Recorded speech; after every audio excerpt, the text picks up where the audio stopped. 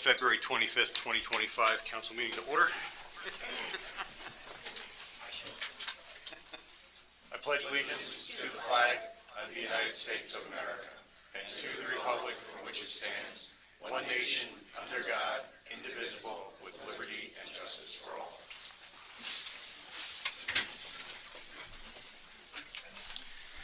A moment of silence to remember the service and sacrifices of the armed service members who protect our nation and the first responders who protect our neighborhoods.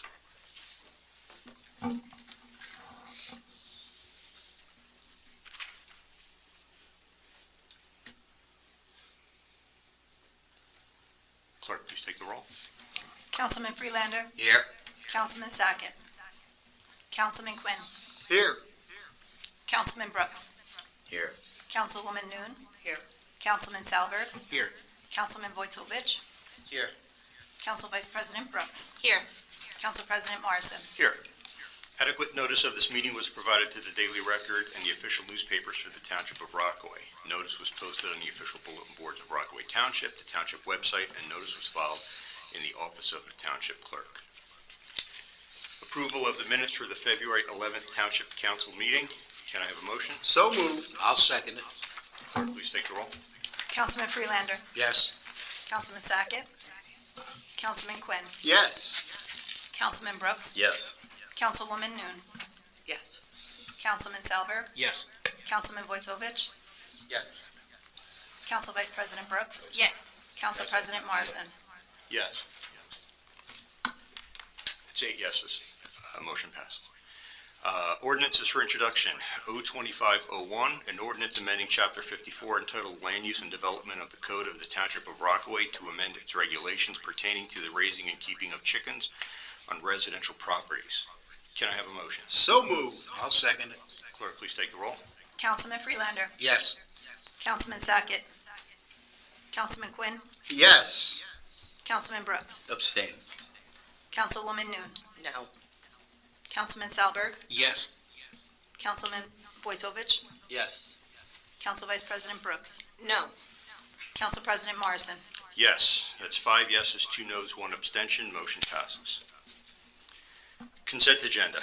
R25-38, R25-39, R25-40, R25-41, R25-42, and R25-43.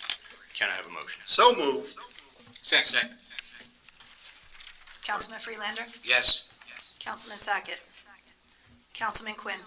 Yes. Councilman Brooks. Yes. Councilwoman Noon. Yes. Councilman Salberg. Yes. Councilman Wojtovich. Yes. Council Vice President Brooks. Yes. Council President Morrison. Yes, it's 8 yeses. Motion passes. I'm going to move up item number 10, appointments. We are appointing Eileen Horowitz to the Board of Adjustment. Can I have a motion? So moved. I'll second that one. Clerk, please take the roll. Councilman Freelander.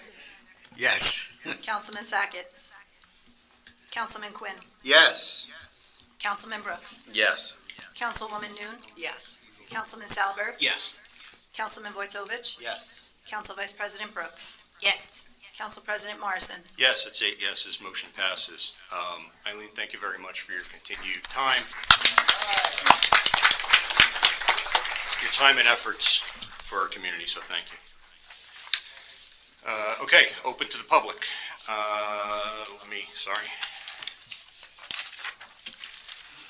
Before opening to the public portion of the meeting, I want to remind everyone of the rules that apply to anyone who wants to address the council.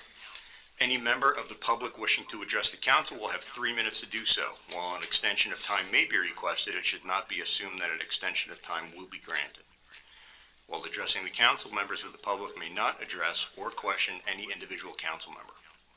If anyone addressing the council violates these rules or conducts themselves inappropriately, their speaking opportunity will be terminated and they will be instructed to return to their seat. A refusal to comply will result in removal from the room. Members of the public in attendance may not make comments from the audience without recognition by the chair. Persons doing so will be subject to removal from the room. As council president, I have tremendous respect for my fellow council members and the public who take the time and effort to attend council meetings. These rules are necessary to permit the council to do its business in an orderly and professional manner. Ms. Degnan.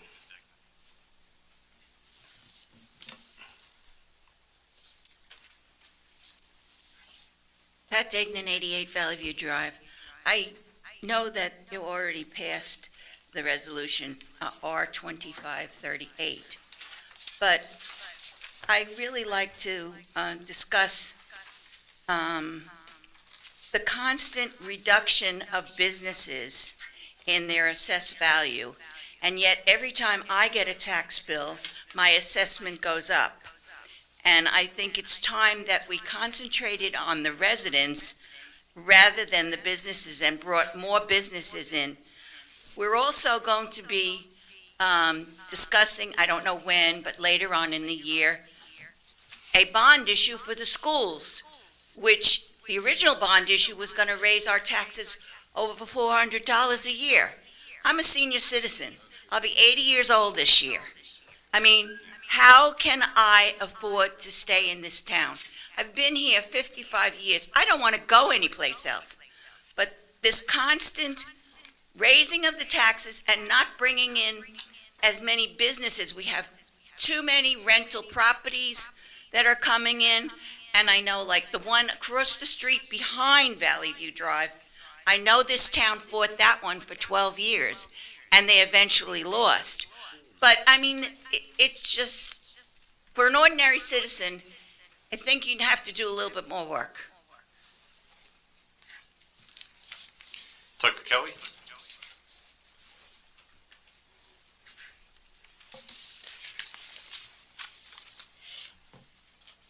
Tucker Kelly, 16 Mega Road. Hello, everybody. Last time I was here on February 11th, I couldn't finish it because I was out of time. But you misspoke and made a couple of comments on some things. And one thing I wanted to point out, you had mentioned that I was the one that made a determination as to whether or what the necessary requirements were for a clerk's position, in this case, the registered municipal clerk in Rockaway Township. That wasn't true. Accurately to say, it's actually a civil service requirement, as what our RMC, registered municipal clerk, needs to have, and what was advertised with the township itself. And we spoke about you having your friend get hired in that position as the acting RMC that's there. But again, under Oprah, we were able to get the resume of that individual, and it clearly showed that that person had zero experience in that position. Not only did that person have zero experience in that position, that individual didn't have the required certifications. So you made an offering of $95,000 a year for that individual, and then you gave them a bonus of $10,000 on top of that $95,000, if in fact they got the required certifications that they needed actually to have the position. And you also had it to where you would offer to pay for all those courses and everything else, or reimburse them to obtain those certifications, which was a prerequisite in order to have the position. Giving them the $10,000 on top of the $95,000 excels them beyond the salary ordinance, which is a big problem. And you did all this under resolution R24-207.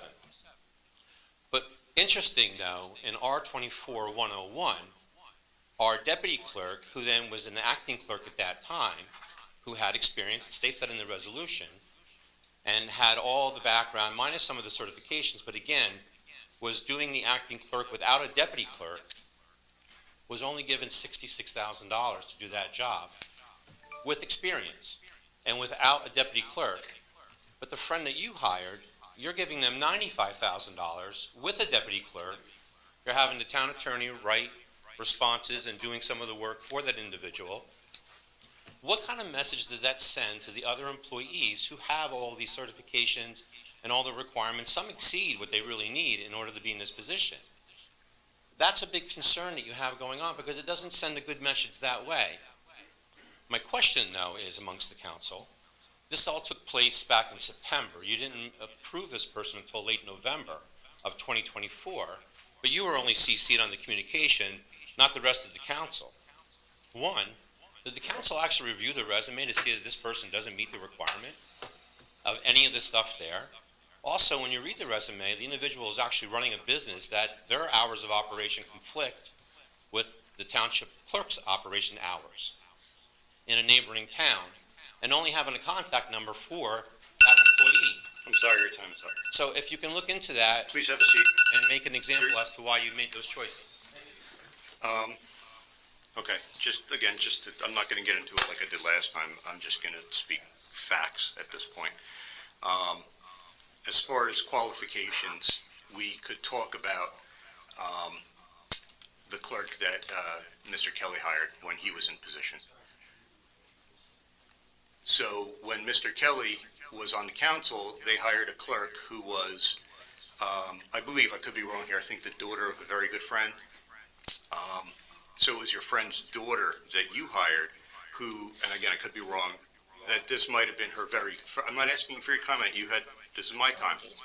So she had absolutely no experience. I don't even know if she ever had a job before. And also, she was hired without getting the courses. So just to educate the public, it is very common when you hire somebody, you hire them in anticipation of them getting the courses, right? As far as reimbursing for courses, 100%. And this is because of, our clerk's desire to not wait until she was hired. So she took it upon herself to start the courses, right? The township could not pay for them like they would when she was an employee. So she took it upon herself to start the courses before she was even hired, right? In anticipation of getting the course, getting the position. As far as qualifications, to be a clerk, you must be professional. Ms. Wadley certainly, I think you were the vice principal of the school, tons of administrative experience, very intelligent, very well spoken. Wasn't hired because she was a friend. This is not going to sound right. She's not my friend. We're friendly. I mean, I know her kids from playing sports, but I don't know where you live. I've never been over your house. So I think that's a little bit out there. As far as the council, yeah, we had a hiring committee, so she certainly spoke to a couple of the council members. This wasn't done surreptitiously. So again, I don't know where you're getting that from. And again, from somebody who hired their friend's daughter for the position who had absolutely no experience, and we're still actually, I think, cleaning up some of the messes from back then. I just find it a little curious. That's all I'm going to say about that. And just, you asked me a question at the last meeting, Mr. Kelly, and I got the information from you. You asked about Oprahs at the last council meeting, so I did the research. I have your answer. There were 1,090 Oprahs filed last year.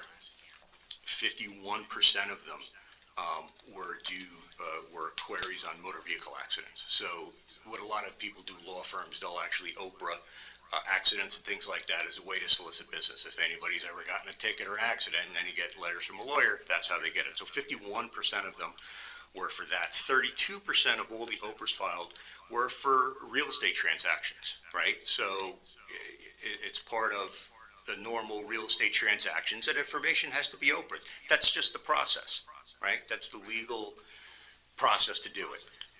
11% were just miscellaneous. Too many different categories to state. What I do find curious is that 6% of all the Oprahs that were filed last year were filed by you, Mr. Kelly. So it averages out to 3 Oprahs every 2 weeks. So one person responsible for 6% of all the Oprahs in the town. In roughly the last 20 years, it's estimated that the costs associated from these Oprahs, your 6% and lawsuits and things like that, have cost the township in excess of well in excess of $1 million. One person. That's all I'm going to say about that. No, you may not. Michael O'Lardy.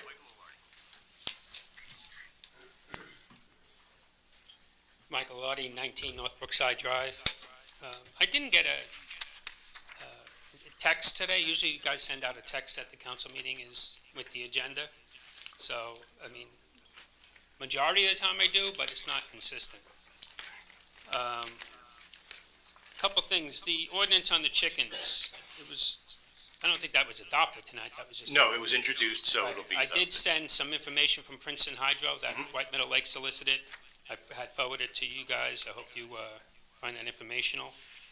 I heard, I think down in Allentown, they got a bunch of dead geese from the bird flu, which any way we get rid of them is positive to me, but that's something else to consider with the chickens. Garbage and recycling containers. I see more and more of them left out for days.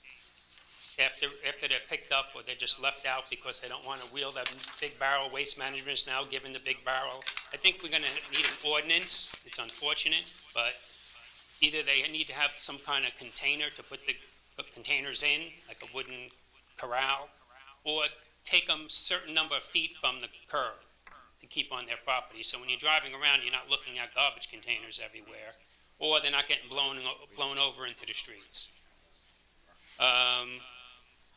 The increase in the water field building that you passed this evening, I'm taking that's the one in White Meadow Lake? But how much is the increase? It says to 3 million something, but it doesn't say what the increase was. I don't know what. If Ms. Palmieri's ready to address it during her report, I would ask her to. I don't Could know. look at that, or she could address it at her report, that's fine. Okay. The house on, it used to be a business, it looks like a house on Mount Hope across from the mall. Just, it's been boarded up for years. They got billboards there about glasses or something Oh, else. the old, The thing is a disaster. There's got to be something that could be done. Next to the gas station. Yes, Yeah, yeah, yeah. past the Exxon station. Right. That, Runner Academy, that was the. yes, yeah, there's got to be something that the town could do to the owner to condemn that place. It's just a disaster. It looks horrible. Lastly, on White Meadow Road by the clubhouse by the spillway. This is the second or third time we had a car coming down the hill that drove straight and ended up in the spillway. The road turns there. There's a guardrail close to the spillway, but not really where the turn starts. So it either needs a guardrail extended or some of those arrow turns, because what happened, it was snowing. They don't realize the road turns, and the guy just drove straight until he went into the drain. So I had to get a crane and get him out of there. So if somebody could look into that, either way to address that would be fine. That's it. Thank you. Thanks. Oop, look at you. Excellent. Is there anybody else from the public that wishes to speak? Okay. Moving on to reports, we are going to start with Councilman Quinn. Okay, thank you. There was no planning board meeting. There was no rec committee meeting. I've been working on the budget book and the budget that we received. I've been reviewing it and sending my comments to administration and getting answers back on that. Peterson Field. I've been driving by with my grandkids, and I noticed that there's kids using these e-bikes on Peterson Field. We need to do something about that. They're going to ruin the turf. The basketball courts are crowded when rain or snow. It's great. Everybody enjoys it, but I don't want to see Peterson Field get tore up. So if administration would look into that, we'd be appreciative. And I wish everybody stay safe and enjoy the nice weather that we're starting to get. Thank you. Councilman Sullivan? Okay, thank you. Let's see, no Board of Commissioners meeting since our last meeting. March 17th will be the first Open Space Trust Fund meeting, setting our 2025 agenda, and assigning officers. It's been about 2 weeks since the mayor announced the Abandoned Mine Task Force. I'm hoping to hear something about an initial meeting. I'd love to get that going and start looking at that and make sure that everyone is safe. And finally, again, we're wrapping up February, which is Heart Month. Tomorrow is HCM Awareness Day, Hypertrophic Cardiomyopathy. And tomorrow in the HCMA, we'll be having their open house, as we discussed at last meeting. Just as a reminder, it's going to be at 66 Ford Road, Suite 213. Open house is going to run from 4 p.m. to 7 p.m., and I'd love to see a strong showing from council and administration and the public. Thank you. Councilman Petovich? I have nothing to report. I just want to make a comment to, the clerk position that Mr. Kelly made. I don't think this was brought up, the fact that we had, I think, 2 or 3 candidates that we're going to hire. And somebody made a phone call and dissuaded them from joining our team. So that was a waste of resources, a waste of the administration's time. And being able to have this hire was, I think, was a great pick. Councilman Friedlander? Since we talked about the... Turn on your mic. since we talked about sinkholes, I just want to remind people, Monday, March 3rd, the Historical Society is having a continuation of the mines in the area that extend from Rockaway to Wharton. And it's been the first part was pretty interesting. You can't believe how many mines that there are in this town, and so we got one sinkhole, but there's going to be more, guaranteed down the road, unfortunately. The Substance Abuse Alliance, we had a meeting this week, and they continuation of our programs, the Phase 4.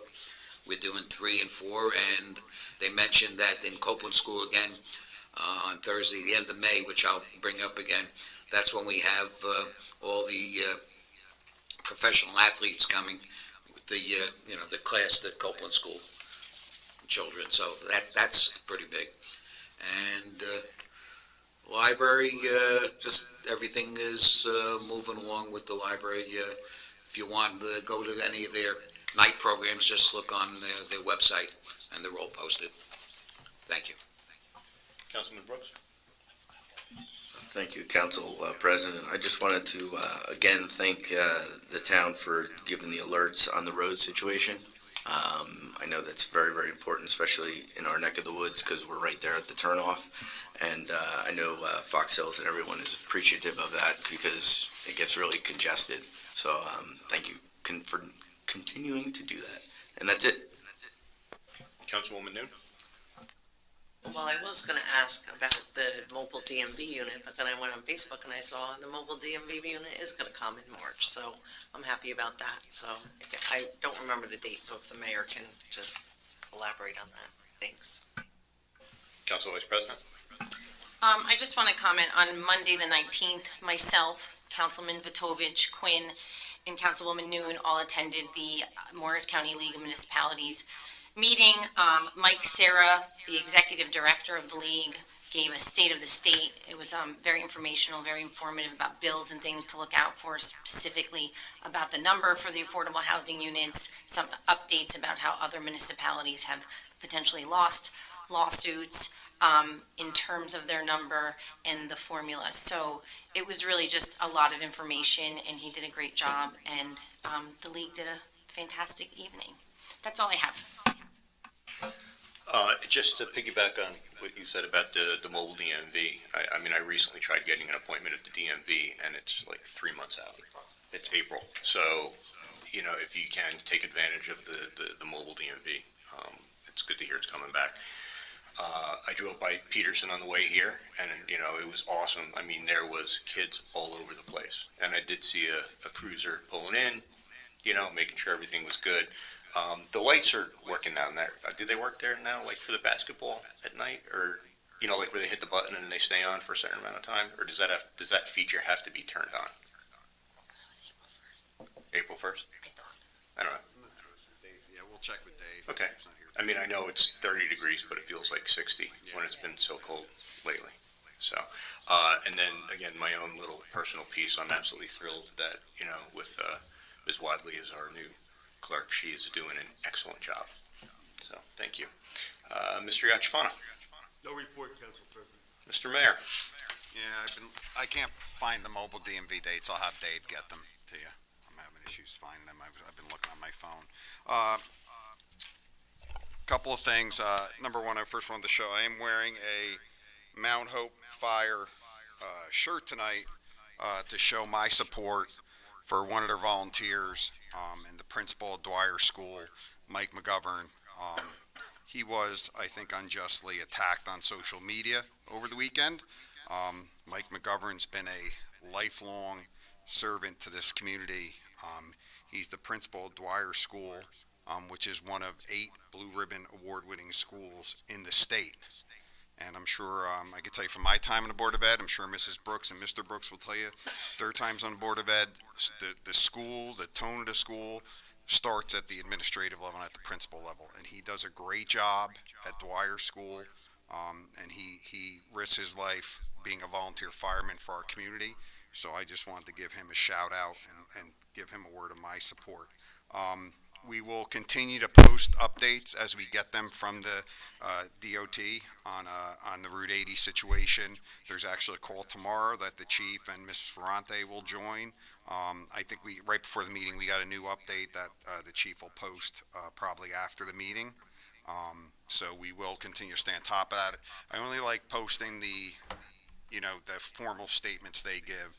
It's obviously, I breezed over the one they just issued, and they're going to be doing some more drilling and more testing, I think, on the westbound side. So, but there'll be a post coming out tonight. I do want to say a couple things. So, Board of Ed meeting this month at Copeland was great. They gave awards out to Birchwood students. It was a really nice evening. Did a wedding on the 14th, did a wedding on the 20th, and then we went to the substance abuse meeting with Manny. Les Wexler and his family do a phenomenal job really running that organization with Todd Silverman and everybody who volunteers. Tanya is there. So it's a family, and it's really good. This Saturday was a busy day. I think I did a post. So one of our residents is going off. He just finished basic training in the Marines, and he's heading off to his next assignment. We had Brenda Budd did the Mac bowling event at Rockaway Lanes. We had a good showing from the township and from the borough of supporters. The Mac does a great job helping people in our community. And then the family scavenger hunt that we had on Saturday went very well. I believe we had over 150 families. When I went to the mall, it was a little bit of pandemonium because there were a lot of people running around with their kids getting things. So I think it was a big hit. So we'll continue to do events like that. So Shannon did a great job planning and executing on that with the mall, and it was a nice partnership with the mall, and we'll continue to do that. And right before tonight's meeting, we had an incredible wedding. We probably had 40 people here, so it was a really nice event. And then I just did want to address Ms. Stegman. The budget that's being delivered will have a flat municipal tax rate being delivered to the council. These commercial properties, we're not lowering their taxes, they're appealing them, and we're fighting the appeals actively in court. So, and the way they calculate their taxes are different than a homeowner. So we're doing our best to keep taxes down from a township standpoint. I think this will be the third year or fourth year in a row that we're issuing a budget to the council with a flat tax rate, municipal tax rate. So we are doing everything we can. We do have a business coming into town. The donut, we're going to be the donut capital of America pretty much once they open up. And I will tell you, if you look at other towns around us that are putting up these huge complexes of buildings, we're not doing that. We're not overdeveloping. I think there's a desire in Rockaway to maintain kind of our small town feel and not overdevelop every open space we have. So I did want to say that, and that's all I have for tonight. Okay. Just if the clerk could just preemptively put me down for a yes for the ribbon cutting for the donut. Ms. Palmieri? No report. I just wanted to thank the council to continue to supply your questions regarding the budget to me. It's been working out well in the past, and I appreciate that. Thank you. I echo that. It's been very, very smooth so far. Ms. Ferrante? Mr. Olardi will follow up zoning, and he'll follow up on the property maintenance concerns related to the former daycare on Mount Hope Ave. Again, we can't push the owner to development, but we could certainly clean it up. All right. Like the mayor said, DOT has been very responsive in holding regular meetings, answering questions, and incorporating local concerns. So if there is a concern, if there is a congestion point, if there is anything, bring it to either engineering or the chief, and we could relay it up the chain. 2 updates. We'll be going to construction on Richard Street shortly in the Birchwood section. So be wary of detours on Richard Street in the Birchwood section. And then we'll also, when Mother Nature lets us outside, maintenance and rehabilitation of Telemark Park. Mr. Tabbitt? No report, Council President. Chief? I have no report, just a comment that officers enjoyed attending both events at the Mac Bowling event this Saturday, as well as the family scavenger hunt. It was a good time. Mr. Coward? Thanks, Council President. The mobile DMV is Tuesday, March 18th, 10 to 2. And the other thing, the change order addressed on R2539, the total amount of that change was $16,724. And there were some changes to the job that reflected the operational concerns that our water director, Brian, here has. So I'm just going to pass that to him. He can talk a little about what changed. So the changes are minimal. We added some lockers in there for the guys. That was roughly about $8,000. The plumbing work, we actually got a plus on that side because instead of using cast iron, we saved money. They went with PVC, which also we had to turn an area into a laundry area. So, when guys are on sewer breaks, we really don't want them, coming back all dirty or going home. So we gave them a laundry area that they can clean up some of their jackets and everything. Trying to think, that should be mostly it. Was mostly the plumbing work was a save, and they had to put special ventilation in for the laundry area. Yeah, so that speaks to the change order, and that is it for my report. Council Vice President? Yes, I apologize. I forgot my note. I just wanted to thank Mayor Jackson. I had reached out. There was a bunch of concerns about a lot of federal funding cuts and specifically Dial-A-Ride and Meals on Wheels. And we had a fantastic conversation, and it was wonderful to hear. The community should be reassured that in Rockaway Township, Meals on Wheels will remain exactly how it's running. There are no cuts, Dial-A-Ride. So we should be super lucky and grateful that our administration has been able to make sure that's a staple in our community as an important service, and it's treated as such. So again, Mayor Jackson, thank you so much for entertaining my phone call and answering all my questions. Absolutely. Okay, great way to wrap it up. I make a motion to adjourn by consensus. All in favor? Aye. Meeting adjourned.